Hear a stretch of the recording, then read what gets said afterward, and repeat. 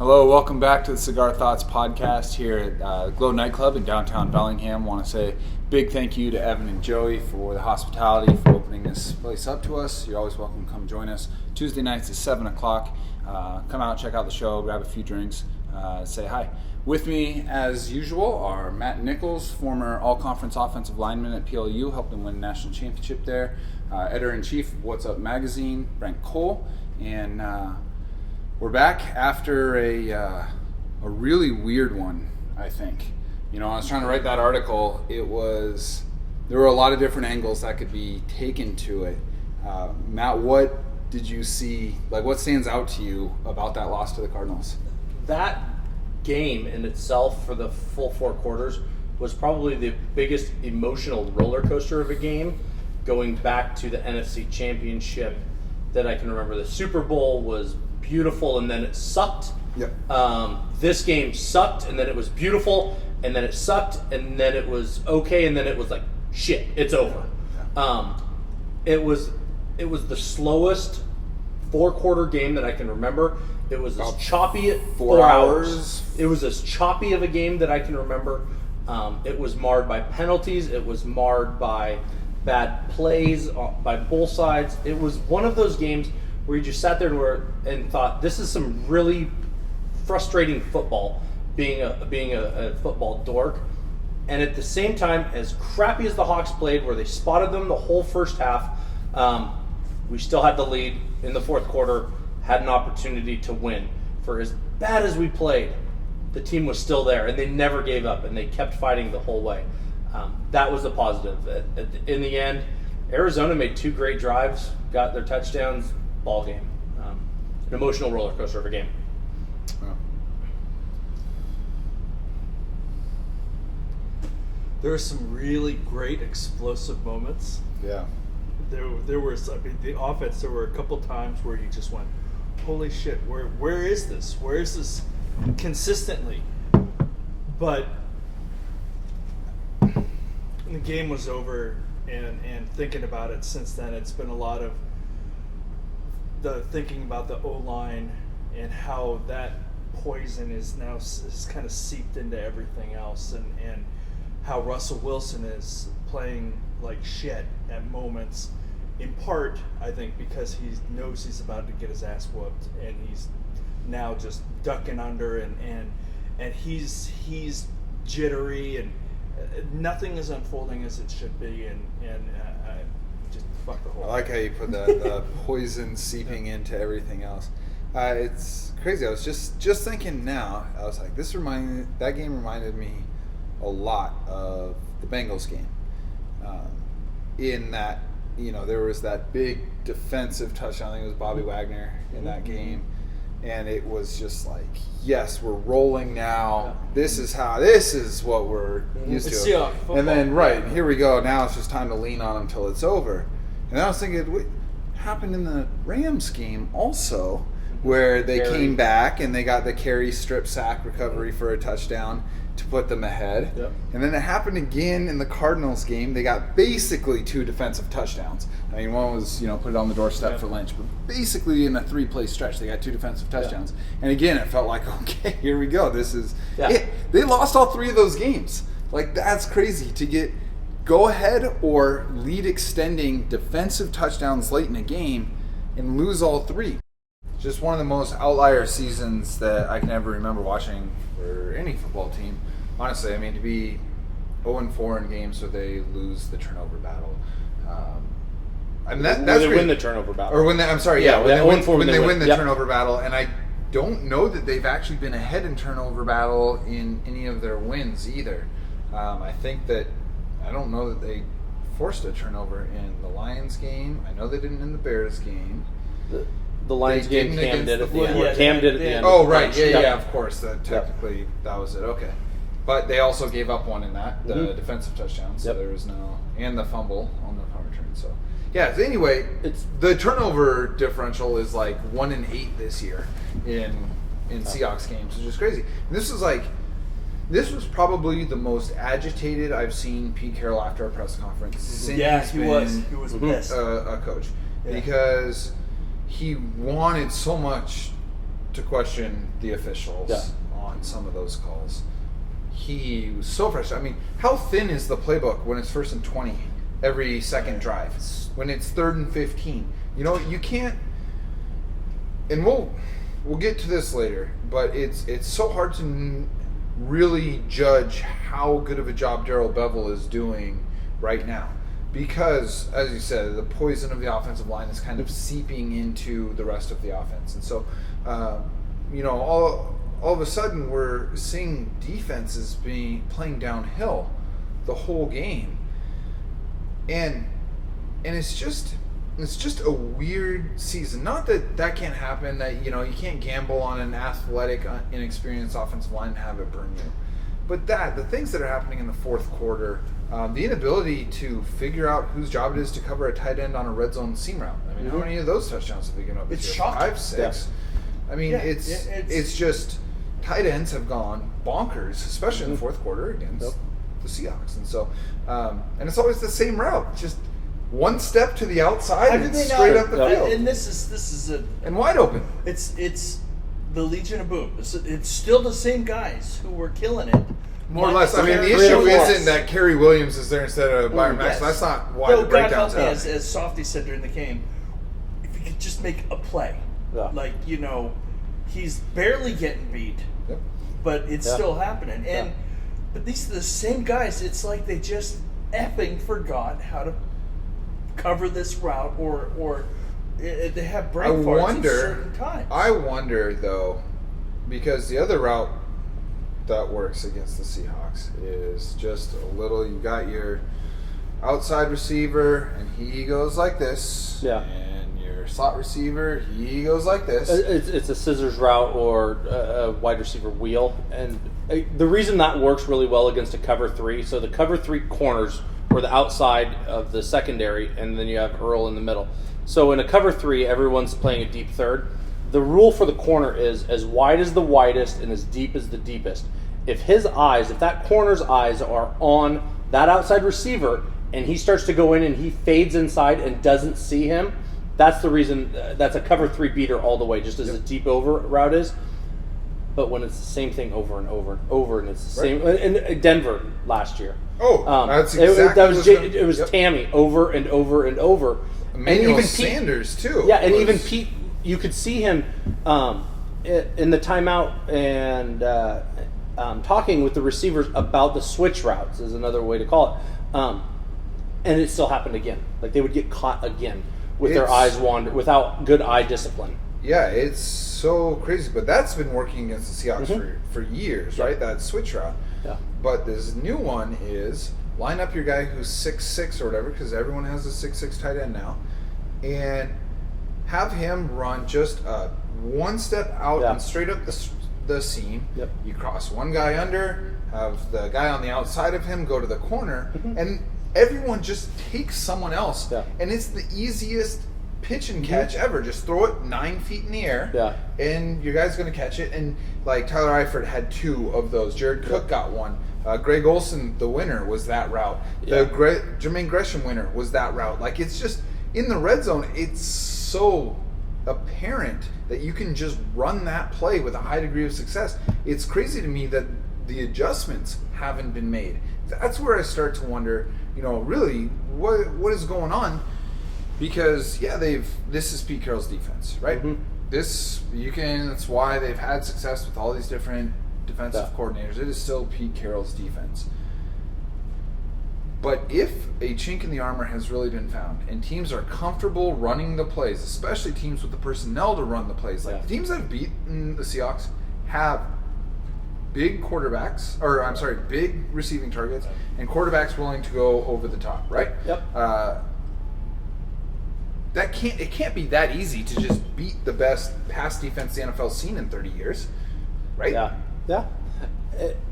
It's a lot of this too is the Cardinals' offense is very explosive. We knew that coming into the game. We knew they would get their chunk yardage, but when it was consistently happening over and over, and there was nothing you felt like they could do to stop it, it's very demoralizing. And yet there would be times where they would make a play and you're like, all right, they got it. They're going to get off the field. Nope. A drive's continuing, and then something happens, and then a touchdown happens. There's not an easy fix to the same route concepts over and over if it's not working at this point. That tight end seam, I don't know what they can do matchup wise other than run a man, and they don't want to run man down at the goal line. That's not what they do unless it's a 4-yard line or in. They don't run a ton of man from the 35 in until it gets right close to the goal line, and then they're willing to blitz, play cover 0, and just stand up man up. I wonder what kind of adjustments they're going to have to make, because it's killing that tight end route is killing them this year. It's it's just crazy to me that it can work this many times in crunch time. It's not like they're being surprised by it anymore. I'll buy that early, but not anymore. Cam's been back. The communication isn't there. And, Well, it's it from as I was listening to talk shows and sports radio guys the last couple days. There's such simple. It's a simple defense. I mean, there's simple offensive defense. It's simple, but the idea has always been simple, but incredibly well executed. Yeah. Well, we're now finding out what simple and not quite incredibly well executed means. Yeah, it means losses and guys tight ends running right down the middle and getting, getting the passes and killing us. So I think that's the problem, is that these guys, for whatever reason, we're not in the locker room, as we discussed beforehand, and whatnot. Something is amiss. Maybe it's Richard. I mean, we do have a new guy in there that maybe something's not there. Maybe it's, God, what was I hearing today? That a lot, the second tier guys are not the quality second tier guys that they have been in the past. And if you look back at the last 3 drafts, we barely have anybody who's contributing.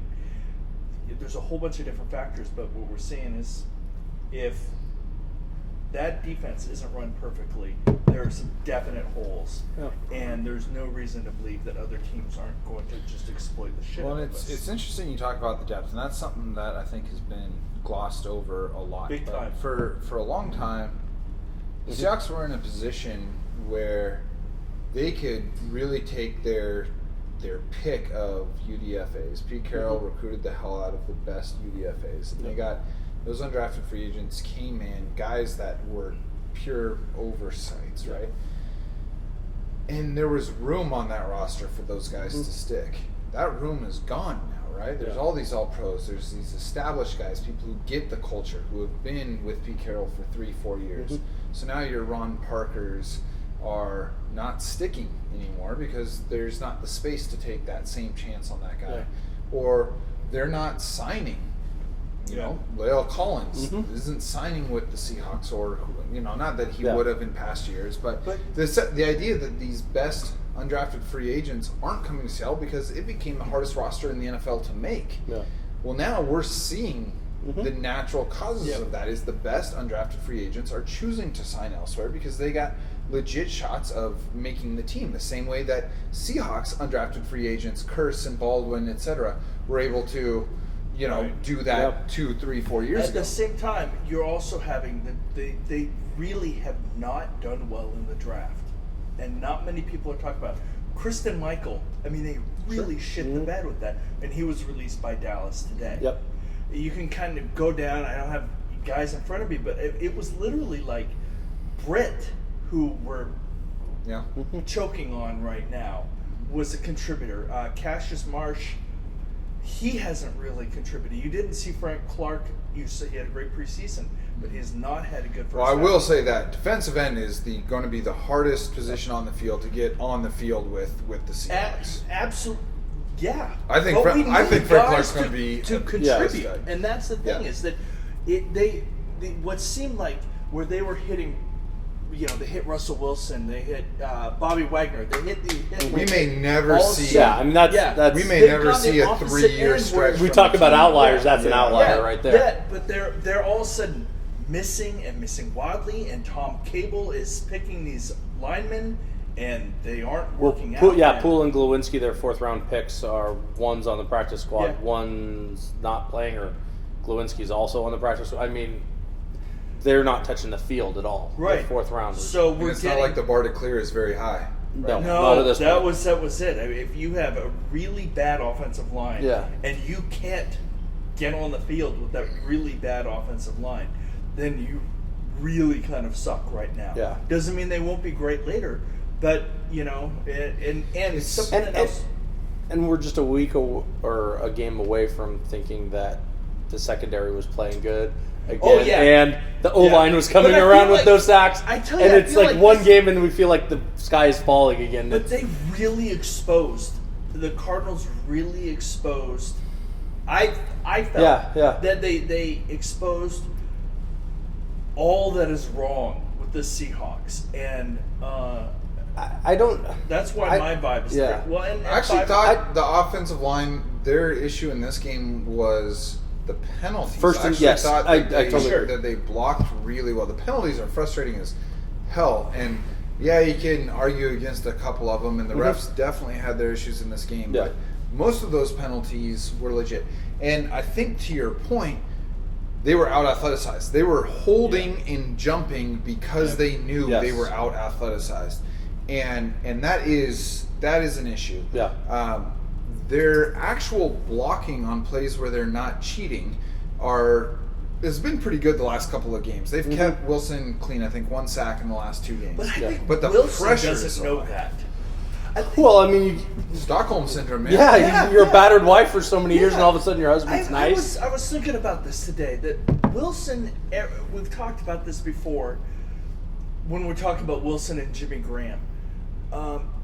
Everything for him seems to be based on trust, and I don't think he trusts that line. That's a you fair can point. see when he plays, he doesn't trust that line. I think he trusts Doug Baldwin, and I don't think he trusts Jimmy Graham to be where he needs to be when he starts scrambling out. But the point being, whether or not the line did well on this game, it's almost too late. He doesn't have that in his head. I thought this was Russell Wilson's worst game of the season. Yeah. He just The numbers- it's the a numbers screenplay. are okay. You have to scoot back. Well, you know? he was missing guys, and even a Yes, lot of his that's- completion. yes. I mean, he Yeah. was missing guys. The interception he threw to Tyrann Mathieu. Yep. Tyler Lockett beat his guy early in the round. Yeah. Early Yep, enough to absolutely. be seen. That should have been a 70-yard post-route touchdown. Okay, Baldwin beat his guy too. He turned Matthew around. I love Chris Collinsworth. I actually really do like Chris Collinsworth. Yeah. But he was praising Matthew on the play. Matthew got burned on Yep, that. yep. And Wilson missed a throw by 10 yards. Yep. Baldwin was open for a touchdown. He had 2 open touchdowns. I mean, Pete Carroll even referenced it. When's the last time you heard Pete Carroll reference a bad throw or bad read by Russell Wilson in a post-game press conference? It's the first time I've ever I heard think of but that gets back to my exact point that it's trust, and I don't believe Russell Wilson trusts anybody. He trusts Doug Baldwin at that point, But and he threw a pass, missed it, and though. he missed He it. missed it But so bad, and he missed did Baldwin. not go to the one who was even more wide open. Now they were both open, awesome. Yeah. But Well, misreads are gonna happen. Like your quarterback, you're playing the game in a typhoon. Sure. But you cannot just miss your target by so much. And then there was a third down scramble to his left on the first drive where he planted his feet. Baldwin was wide open at the sticks, and he threw it to the trainer 10 feet over his head. And then there was another play on third down in the red zone, and Baldwin was cutting. It was like 3rd and 11 or something. And Baldwin was cutting, and he caught the ball on about 4 yards short of the first down, but it was on his back hip. And so he had to stop, and he got caught, even though he had a step and a half on this guy. That should have been a first down. The one that Jimmy Graham dropped in the end zone, which, look, the defender had his hand on his wrist, whatever. Defender wouldn't have had his hand on his wrist. The throw was here. Yep. Right. That throw was here. Yep. You know, those are misses where even if the catch is made, that's the difference between a 6-yard completion when you need 10 or a 12-yard completion when you need 10. You know, and even so, he only completed 40% of his passes. And, you know, it was nice when they got into no huddle. You could see he had some rhythm. Cardinals defense starts guessing. And I don't think that Wilson is bad. And it's like I said after the game, if You're blaming Seattle's struggles on Russell Wilson's personal life is very in vogue to do right now. That's just a gross Dumb way to thing be a to do. fan. Like, Dumb. I'm not saying you're wrong. I'm just saying you're gross. It's one of those things where, for whatever reason, he was as off as I've seen him since his rookie year. And it could be that he doesn't trust the line or he doesn't trust anyone but Doug. He's not setting his feet. His timing's not there. He's not throwing it on rhythm anymore. Whatever. It could be all of these things. Whatever it is, it's on the quarterback to fix that and to address it. Whatever his offensive line is. $21 million. That's it. Like, now you're no longer a bargain. And now I think there's you a are, part of that too I don't know. Is it our expectations of him making $21 million? Our expectations and his expectations. Basic psychology says that could be something just like a hitter who signed a big contract, gets up to the plate, and he has a terrible first month. Is there an element of him putting enough pressure because he feels like he has to be the guy? But that's just playing, to psychologists, couch psychologists. Then again, we're on couches. Yeah. So maybe that's what we're supposed to be doing. You talked about the rhythm of a quarterback hitting his back foot, throwing the ball on time, on rhythm. There was nothing about this game that was rhythm, though. For a quarterback to get into rhythm. Seriously. They came out in the first drive. I know some people have had issue with them coming out with 3 straight passes. If you script 15 plays and the first 3 are passes and the next 3 are runs, nobody cares. The issue was they had to punt the ball, and then after that it was penalty fest. And there is no way you can stay on script. There's no way you can do what you want to do. We'd always put together a script of first and second down plays, usually about 15 to 20 of them that we would have. And we would get the script the night before the game, and we would go over it as a team. And so you would know the first play of the game, we're coming out in spread right 03X. And then the next play would be spread and shoot, 77 flip, strong side special. Love that play. And we would know all of this. So the night before, we could mentally prepare for it. When you start having first and 20s and first and 25s, your script gets thrown out the window and everything that you've mentally prepared for gets shattered. You have to make an adjustment, and they didn't do a good job with that. But there's no playbook, going back to Mike Martz's Greatest Show on Turf, that can consistently deal with a first and 20 throughout the whole game.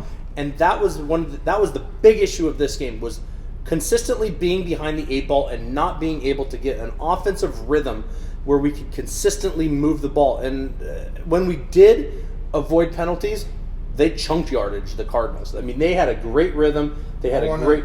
Yeah, go. I want to say something about that since we're on the subject. Okay, so last 2 seasons, the Seahawks had more penalties called against them than any team in the NFL. Maybe that's ref bias, right? Let's entertain that conspiracy thought. Maybe, yeah, sure. Maybe they have it out for the Seahawks for 2 straight years, and they just get penalized more than anyone else. Personally, I think it has way more to do with Pete Carroll's willingness to pay the cost of doing business. He wants his guys anticipating things. He wants them finishing tackles. He wants them... His corners are taught to play to the limit of the rule book in terms of contact, right? Like I tend to subscribe to the fact that the Seahawks get more penalties by design. And actually, the correlation between penalties and wins is actually pretty low. There's actually been a number of Super Bowl champions who have been in the top 2 or 3 most penalized teams. Yeah. It almost That's seems fine. to be a consistent That's variable. That's totally fine. There is a higher correlation, however, in opponents' penalties, strangely enough.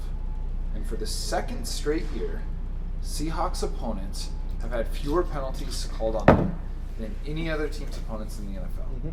The chances of that are 1 in 1,024. That is what is so perplexing to me, is that how can, in something like, I get a team's reputation leading to them getting called for more penalties. I mean, Raiders led the league in penalties. Alzato's Raiders. Yeah, exactly. The Raiders led the league in penalties like half the years the NFL's been in existence. Like, that's fine. Penalties getting called on you, I get. That can just be a product of a system. What I don't understand is how, for so long now, Seahawks opponents are so consistently not flagged. I mean, the Seahawks are winning despite a historic disparity in penalties called. Like the NFL has literally never seen a team over a 3-year stretch see as big a disparity in penalties called on them versus penalties called against their opponents than the Seahawks have had 2013 through now. I can't find rhyme or reason for it. I don't think the Seahawks are important enough to have a vendetta against if you're the NFL. So, what is it? Do any of you guys have any idea why? Well, I mean, when you're talking penalties, there are, and I hate talking about penalties. It's so frustrating to be talking about it, but it's you can't ignore the numbers. It's exactly it. I think part of the problem. Okay, you've got disparity. What would that disparity be, or how big would it be if you took out some of the dumb shit penalties that the Seahawks do? Okay, if you're holding because you're overmatched, holding because you're overmatched. That's going to happen. But if you're Bobby Wagner and you hit a guy at 10 yards off the line, just give him a good shove. That's dumb. You can't do that. Right, yes. You absolutely That was can't actually do that. my least favorite penalty of the entire game. Or what was it? Bennett was a week or two before, once again hitting the quarterback in a way he's not supposed to hit a quarterback. So much so that Wagner actually looked at him and said, basically, it was the Dallas game on the very last drive. Yeah, okay. So you have penalties which are run-of-the-mill, the team made a mistake penalties, and then you seem to have these penalties where you're like, are you fucking kidding me? Totally agree, but no, so are other teams not having the are you fucking kidding me penalties? Malcolm Floyd moving right before the touchdown pass on Kerry Williams, like false start. Yeah, there. It's crazy because and then there's literally a referee. And then there was the 4 delay of games that the Cardinals had that didn't seem to get called. They'll always so the clock will go to 0 and they'll essentially always give you an extra half a second. Yes. Right. And that's just kind of built in for all the NFL. But a wide receiver false starting when there's a referee that's closer than me to Jacson is and doesn't see that, that's a huge issue. It is. And it takes away from the enjoyment of the game. It doesn't cause the Seahawks to lose these 5 games this year. That has not been the reason they have lost these games. Not trying to say but this is the only game where I feel like officiating actually had a tangible effect on the outcome. Yes. And that is why this is the first time, I think, in the 2 years of doing We've this. never brought it up. We've always talked about we killed it ourselves with Michael Bennett jumping off sides in Green Bay and they going deep. But this game warrants a conversation. And again, I think you're right. I think that Pete Carroll's system, his philosophy, gives a lot of leash to players. And when you're talking about the mindset of an NFL player, it is an overtly aggressive mindset. So, that's going to happen. I'm fine with the Seahawks being the most penalized team in the NFL. It doesn't bother me. Right. I just can't find rhyme nor reason for their opponents being the least penalized 2 years in a row. Like, every 32 years it's going to happen to you, right? That's fine. But 2 years in a row, when you're playing your best football in franchise history, is very strange to me. It just is. And I don't think that the refs are getting together and being like, hey, make sure you don't call stuff against Seahawks opponents. That's ridiculous. But what is it that the Seahawks do that are influencing these types of call disparities? I don't think people like them. Man, I think there's an element of that, and I think it goes back a couple of years. The brash, the arrogance, which you're actually regrettably not seeing as much. You're not seeing the mouthy Richard Sherman. Yeah. You're not seeing that brashness, but there is that hue kind of on top of the Seahawks. They're painted that way, and I think that if you're a ref, you're just a run-of-the-mill, regular old ref. The Arizona Cardinals and then those goddamn Seahawks. And who knows? I don't know shit. Yeah. But none of us do. I'm not like expecting anyone to be able to explain it to me. There has to be a psychological reason for it. There has to be. Because it is too consistent, and I understand. Same time, it's a balance between, or there's some kind of balance between. It's too consistent, and there's a lack of focus that will happen with the Seahawks. There sometimes. definitely seems to be, yes. And that will explode that end of how many penalties they get. So if you put that, well, they have this many penalties, and then this team has this many penalties. If you take away the stupid-ass penalties that they make, the Michael Bennett's false starts, which he hasn't had now in a couple weeks, and that's been fantastic. But then you bring it down, and then maybe the disparity isn't quite as much, but there is still the disparity there, and that probably does have to do with the Seahawks are dicks kind of vibe. Well, and maybe these penalties, Which I'm fine with. Yeah, sure, totally. You know, it would be one thing if the penalties were pre-snap penalties that just drive you crazy. The jumping off sides, the false starts, the delay of games, the 12 men in the huddles. how all many of those times has that yes, happened? all of Calling those things. a timeout because you see that this one. All of those things can be avoided through simple discipline of a football team. Getting right substitutions in, getting play calls to the quarterback quickly, him getting in the huddle. Actually, guys getting into the huddle was an issue at the end of the Carolina game. There are times where you will see two guys in the huddle walking off before the play's called. Typically with stuff like that, you know it's a run play because they're shorter run play. The terminology is shorter. So there are little mechanics that go along with there's fewer words in a run play typically. There are mechanics that go along. That's why we have them on the show. Exactly. That are hurting them with the pre-snap stuff. The holdings, the face mask in which the Gary Gilliam or whatever is blocking the dude in the chest. But it was Luke Wilson. He had it wrong. Okay. That's what I've heard in the last 2 days. Okay, then and if then Luke Wilson most definitely. and if he did, accurate. then fine.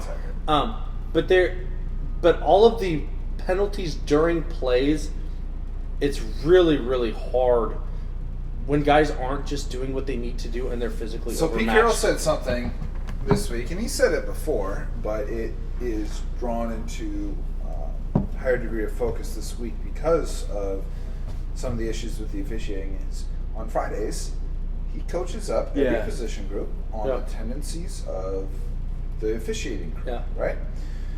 So in this one, Seattle got called for, I'm assuming that this was their season high in during the play defensive penalties, right? Seahawks were the least penalized defense in the NFL. How crazy is that? Least penalized defense in the NFL before that game. They got called on 4 or 5 during the play defensive penalties, which they never do, right?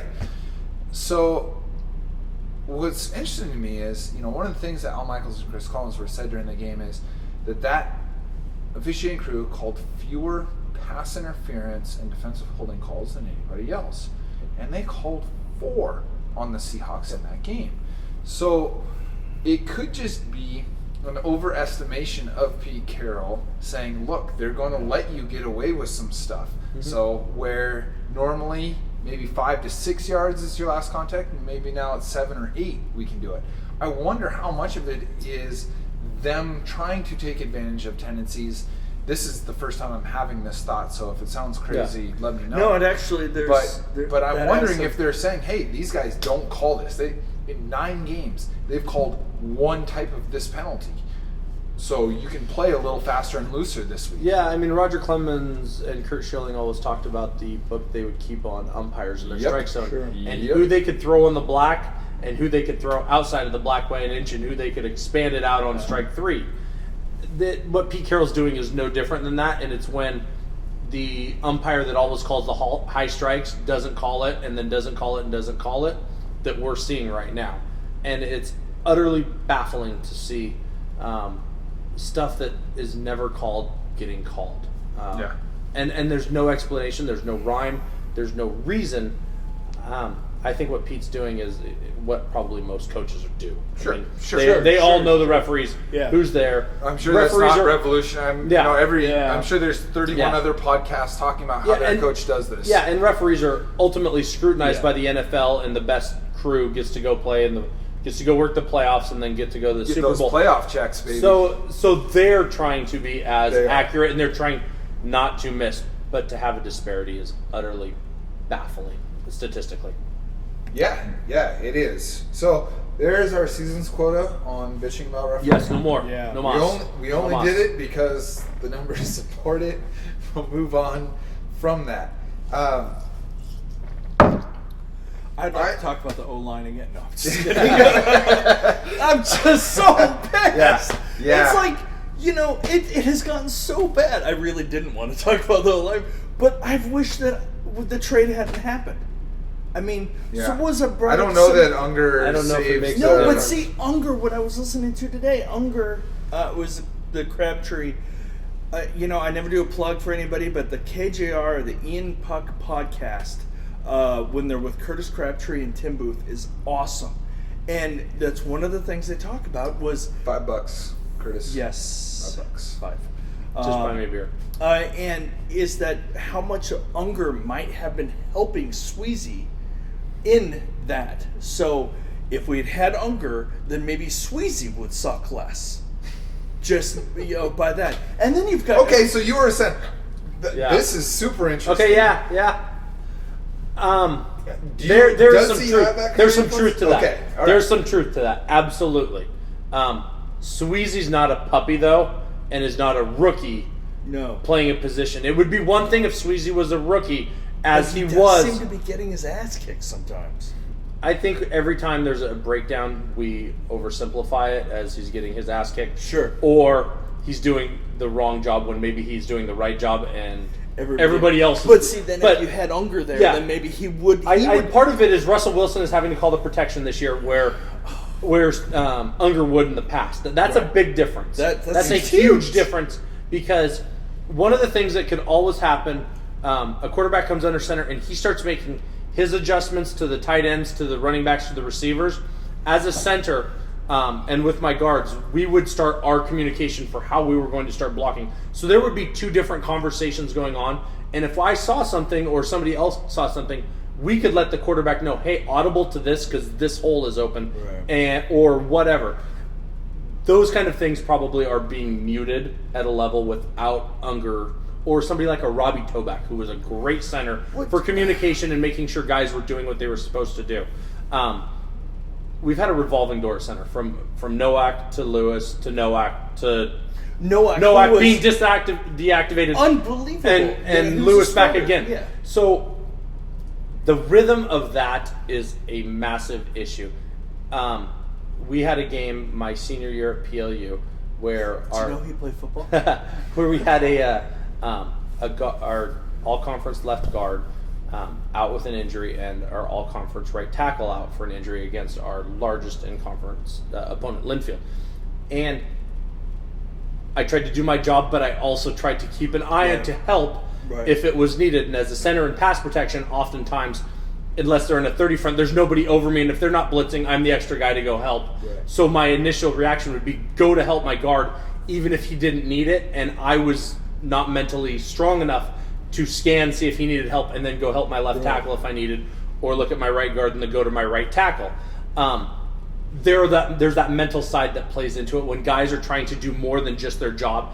One of the greatest things that Bill Belichick is, and Bill Belichick is an absolute wizard with defenses, and we should really applaud him as being one of the best football coaches in the history of football. Whether you like him or not, he is phenomenal at what he does. Hey, Satan is still the best demon, right? Like you gotta give props where it's deserved. One of the things I never knew about the Patriots until being at the game last year was how big he is into saying, do your job.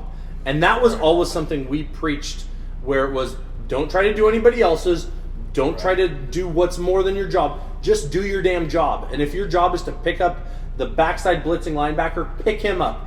And if something happens on the front side, that's not your responsibility, don't worry about that. But the number of Patriots fans that you would see that were wearing do your job shirts, it is a philosophy, it is a way of life, it is a tenet for them. And I think there's an aspect of that where we have guys that are trying to do their job and plus. And plus gets you in trouble, because that means you don't have trust in the person next to you that's able to do his job. That when he jumped the route. That's 100% It's the and plus trying to do more than what your job is. That comes into play. It's a second baseman that's cheating too far up the middle, and a ball gets through the first base gap because he's too close to the bag. That's a great point. I don't think I've ever seen Richard Sherman get beat on a route the way that Michael Floyd beat. Now, granted, okay. So there's a few things to this play, right? It's easy to say. It's hey, just funny because we're talking O-line, and but it's all interconnected. It's all interconnected from doing your job. So, there's Richard Sherman backpedaling in a classic kick step cover 3, right? Mm-hmm. Like the basic tenet of playing corner in Pete Carroll's system. And for the first 20 yards of that route, he's flawless, same as he always is. Beautiful. As soon as he peaks, and that's what we're talking about, right? Yeah. Is John Brown is running an underneath route, and he peaks and takes one step in. That's one thing. We've seen Richard Sherman do that before and recover. The timing of it was so perfect. And Michael Floyd, I didn't hear anyone say a word about Michael Floyd doing this. The second that Richard Sherman turned his head, he threw a hand up immediately. Yep. It was like that was the cue. If Carson Palmer took a half second longer, Richard Sherman is back and batting that pass away or picking it off, and everything's good. But Michael Floyd recognized that. And so he is either high IQ or was coached very well. Hey, we're going to run John Brown underneath. And I'm full disclosure, I'm a Notre Dame fan. That's the college football version of being a Yankee fan. I get it. But I loved watching Michael Floyd in college. He's one of my favorite players I've ever watched in college. And I truly think that he does have the high IQ or whatever. But even if he was coached up this way, that was a beautiful thing. There was a lot of things happening that if you see Richard Sherman's head turn, throw that hand out, get Carson's, attention. Or maybe it's coaching Carson Palmer and saying, hey, at 2.5 seconds into your drop, that's when that route's going to come into Richard Sherman's viewpoint. That's when you look to Michael Floyd. A Bruce Arians coached offense is ruthless. It is fucking ruthless. That's something we definitely, we're going to touch on this. There is credit due to the Cardinals, and that's how I read my article. Before we get to what the Seahawks did right or wrong, the Cardinals are really good. Yeah. Bruce Arians is one of the most empowering coaches out there. He coaches you to take your shot. And Carson Palmer is a quarterback who can take his shot. He's playing the best football of his career at age, 30-11 or whatever. So, that's credit where it's due. But it's easy to say Richard Sherman got caught napping. He peaks all the time because he's good enough to recover.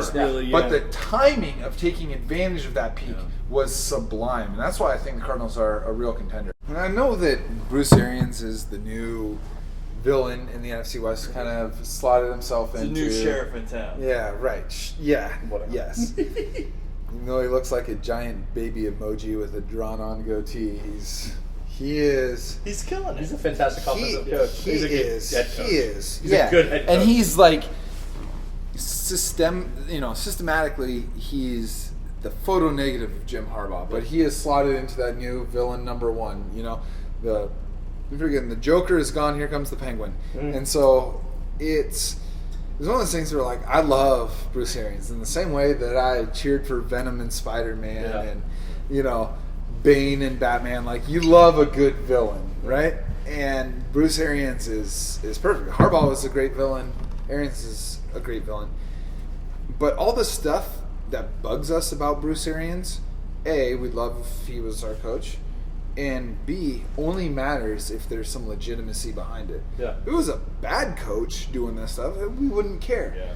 But Bruce Arians is for real. Success everywhere, right? Ben Roethlisberger still just glows when Bruce Arians' names come up. What he did in Indianapolis, obviously, Andrew Luck is his best year. Yeah. Now Carson Palmer's had this massive revival. He went 9-1 with backups last year. There's something to Bruce Arians about bringing out the best in his offense, and now his defense is balling out of control now too.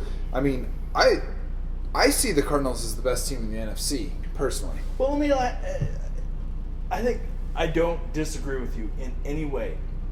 But for both of you guys, who beat the Seahawks on Sunday? Did the Cardinals or did the Seahawks? I think the Cardinals beat the Seahawks.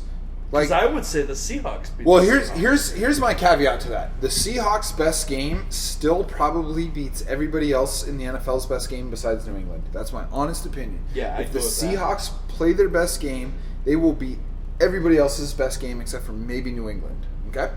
So, yes, every loss the Seahawks have because of that talent, every loss they have is to some degree on them. But I don't think the Cardinals stole that game. I think the Cardinals outplayed the Seahawks for 75% of that game. Yeah, I'd go with that. I didn't get the vibe that they stole it, and that wasn't what I was trying to say.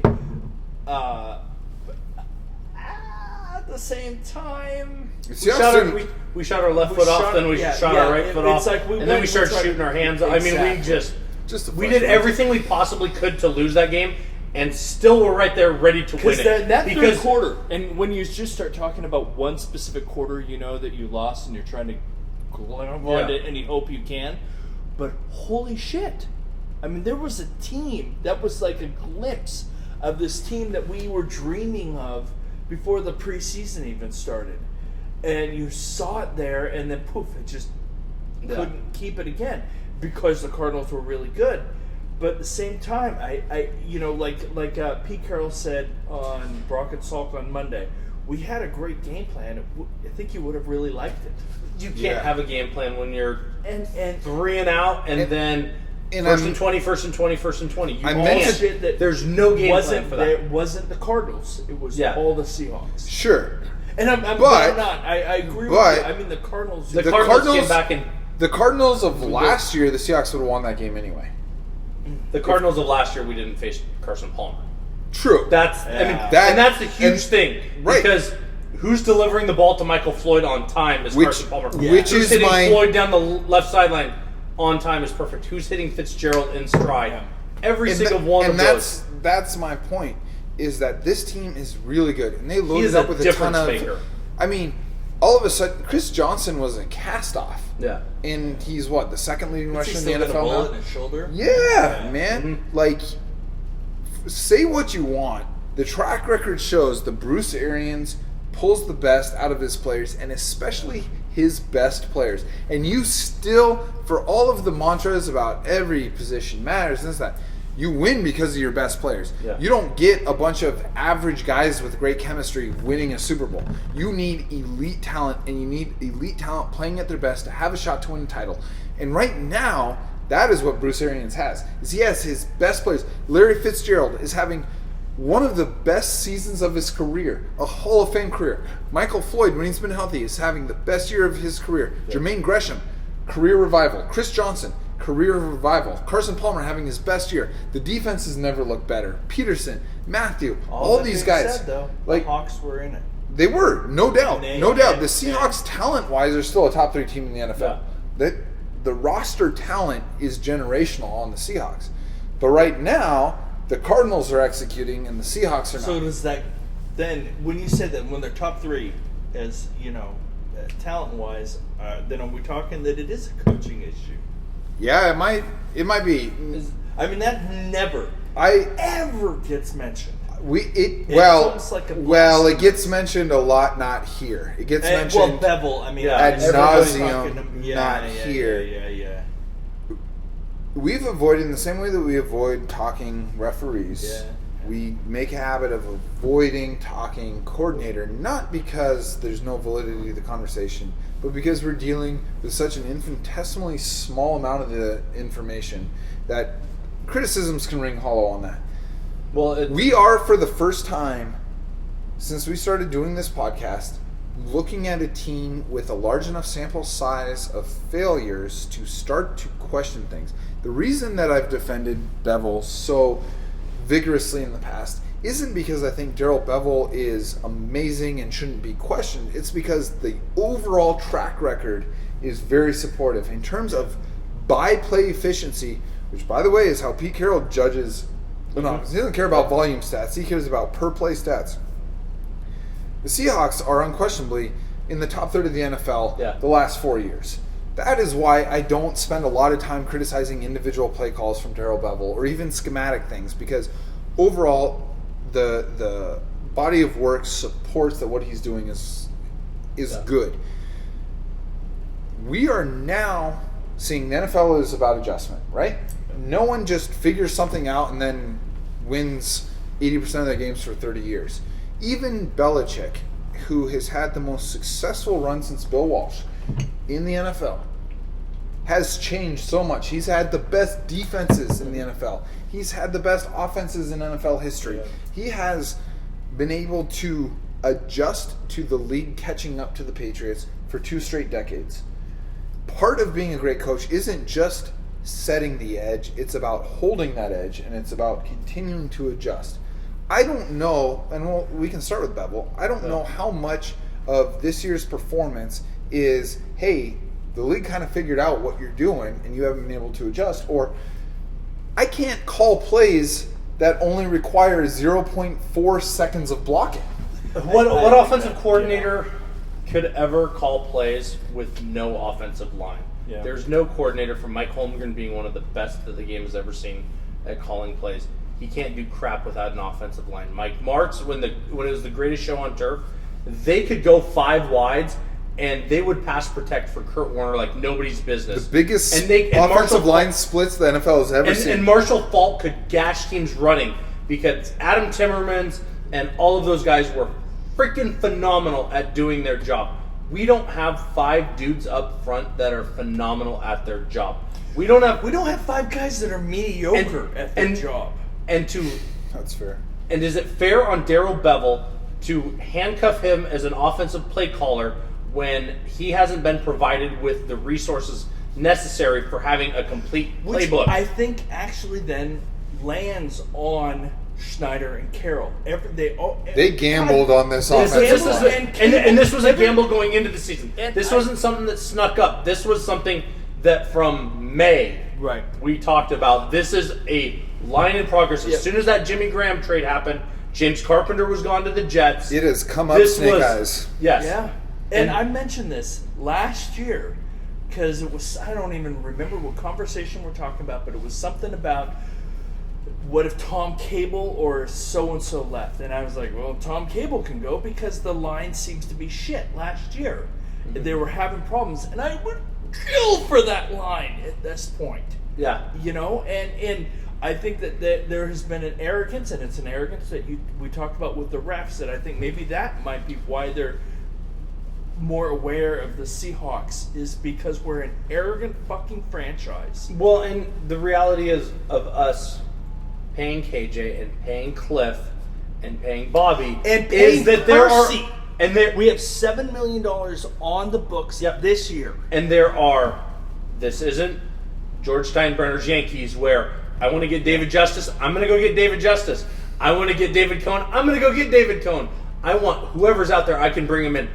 Football does not do that. There is a finite number of dollars that you can spend. You cannot go over. You have to allocate your resources appropriately.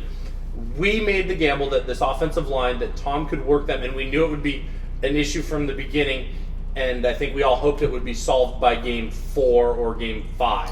We were willing to give them a few games. We're game 9. It's not solved. It's not. Because now it's in the quarterback's head. And it's been frustrating because a week ago, or the Dallas game when they gave up no sacks, we talked about them moving the pocket, we talked about hard counts, we talked about the running game, the quick passes, and the O-line looked better. Why didn't they go under center more this game? It's impossible. I think in part because of first and 20. First and 20. First and 20 is the major factor of this game that it doesn't matter. Okay, go under center and run an I formation dive, and if you get 4 yards on 1st and 10, that's a freaking great play. If you're 2nd and 16, you got to get 8 yards and 8 yards to get it. That's hard to do, to get consistently 8 yards plays. So you have to go. And Russell is not an under center passer. That's not his thing that he does. It's more of a spread out offense. Him at shotgun, possibly a dive fake to Marshawn. They are not designed to be a team to get 1st and 15s or 1st and 20s. They're designed to be a 1st and 10, 2nd and 6, 3rd and 5, and be able to get that. If you're 3rd and 12 with this offense, you're not going to get it because you're going to get bracket coverage on Jimmy Graham. You're going to get somebody over the top of Baldwin. You don't have to worry about Curse beating anybody on a one-on-one right now. There are just issues around this team. And with that line being as porous as it can, on a 3rd and 13, we're probably not going to run a 3-step drop on a quick slant route because that might get us 8. But that's not going to get us 13 unless Jerry Rice is out there in his prime. Can't believe that Jermaine Curse is our number 2 wide receiver. Yeah. I can't and you believe saw P. Rich get that 40-yarder, and you're like, there's some explosiveness. At that last 3 and steps, then you the saw damn him, hamstring. you saw him. Yeah. Like, he looked like it was a miracle he caught the ball because it looked like he pulled it. Yeah. And then Pete said it's legit. So Yeah. tomorrow we'll find out that he's gone for 6 weeks, 6 weeks, or maybe even the whole season. Well, and they just brought Smith up from the practice squad, cut Chris Matthews Which I today. love. So I'm so wondering if good. there's something with Tyler Lockett in the return game now where he's a little dinged up as well. We're bringing him up. Or, I mean, let's be honest, Chris Matthews hasn't produced since the Super Bowl. We had incredible hopes for him. And Smith looked fantastic in the preseason. And Pete's MO has been, you compete, you play, you hang around, and you keep doing that. We're going to give you a shot. Maybe it's this kid's turn. Maybe it's this kid's time.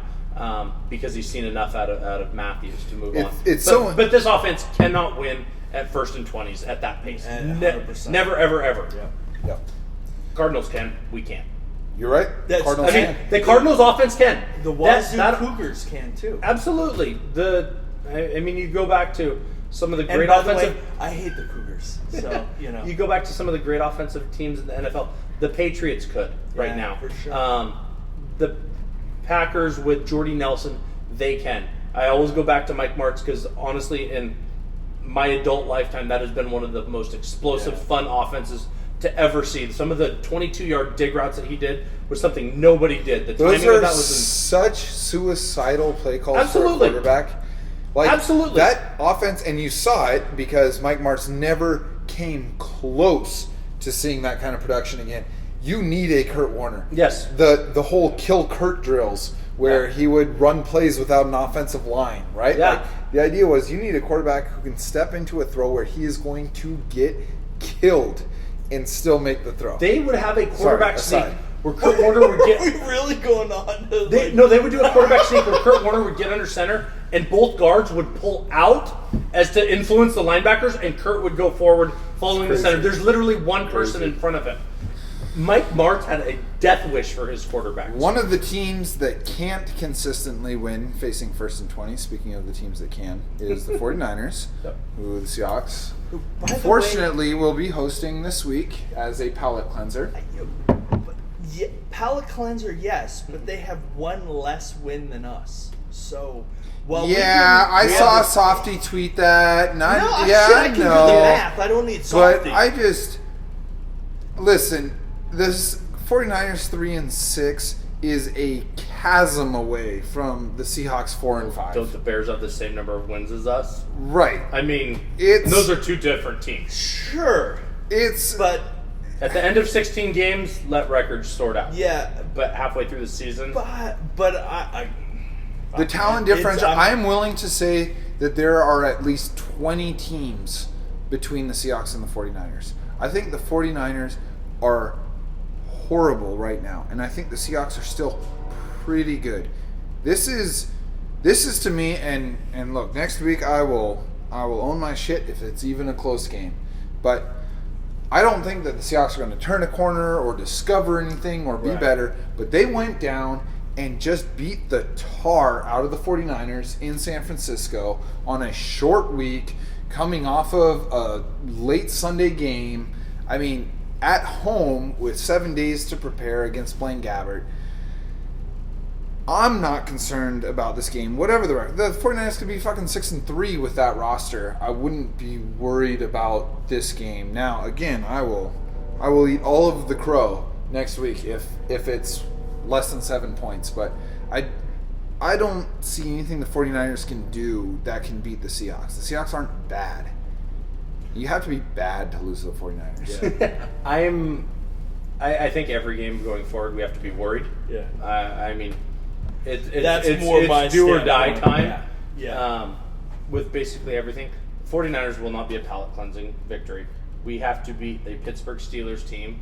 We have to beat a Minnesota Vikings team. We have to. The Browns wouldn't be a palate cleansing. The Ravens, quite honestly, won't be. We have to beat these good teams and the teams were expected to beat Yep. for there to be a But palate cleansing. you- There hasn't They got to been- go 6-1. There hasn't been a I palate don't- cleansing. I think it's 6-1 or 7-0. Yep. You Yeah. know, but maybe it's blind homerism, but goddamn, I think we could do it. They could, sure. Why I couldn't think they? that 7-0, while not overly realistic, is at least within the ballpark of realistic, which then puts us back at 11-5 and a good, shot in the wild And if card. we are, again, not to go back to the penalties, but if we're 1st and 20 again against the Niners, We'll feel a lot better. we don't Yeah. have, again, even against that defense, Yeah. we don't have an offense that will consistently move True. the ball. We have to stay on time, on rhythm, on movement. We have to be able to get in and out of the huddle, get plays going, and find a rhythm, whether it's in the passing game, the running game, or both. There has to be a cohesive rhythm to this game for us to have the chance to win. Yeah. If we don't have a rhythm to it, 49ers could freaking kick our ass. That sucks. But it won't happen. I just can't see it for all of the issues that Seattle has, and there are some very legitimate issues.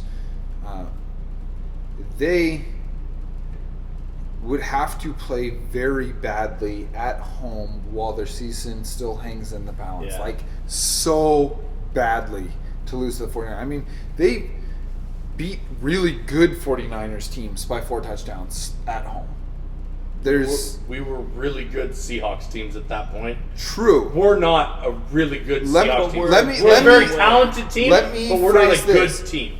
The drop off between those Seahawks teams and this Seahawks teams is so much smaller than the drop off between those 49ers teams Absolutely. and this 49ers team. Talent for talent, absolutely. It's not even close. So anyway, we'll see that next week, right? We'll be back, and like I say, if it's under 7, I will present myself humbly at the feet of you, Shave the your viewer. head.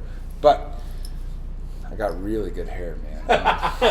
Make it painful. I've spent a lot Make of it painful. time. Before we I've close- spent a lot of time that should be training this painful. hair. Yeah. Before we close out, I want to thank Joel. Yes. the guy Joel who's rules. taking care of this Yep. with the video. He Absolutely. edits The it editing. all together. Yep. He deals with our nonsense. Joel is absolutely awesome. He's here And before so we get here. He leaves after us. Yeah, so He's awesome. he's Lights, very, camera, very cool. Thank you microphones. very much, Joel. Yes. Yep, absolutely. We have been remiss not acknowledging him so far this season. Couldn't happen without him. We're going to keep talking football, but you've been sitting with us for an hour, so it's time to call it. Again, thank you to Joey and Evan here at The Glow, and we'll catch you next week.